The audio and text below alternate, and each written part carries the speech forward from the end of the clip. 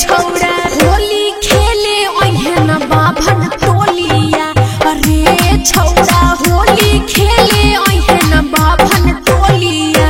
सुन रही रे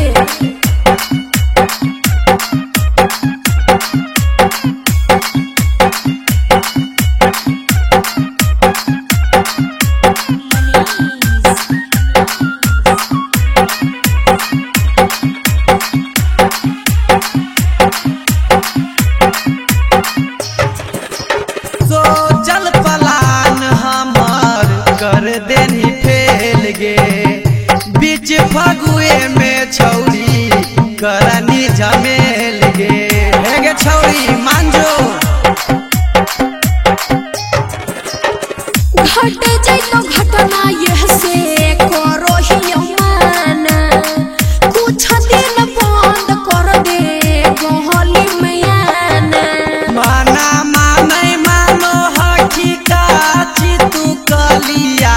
गे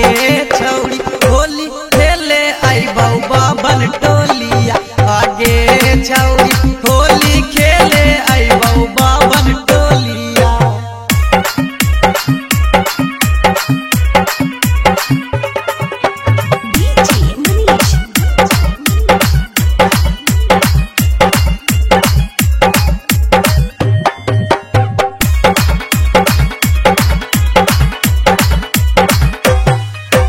ढेर दिन से लागल हलै दिलावा में आस गे फगुए में करे के मन हलै कुछ खास गे हे गे छौड़ी मांझो ने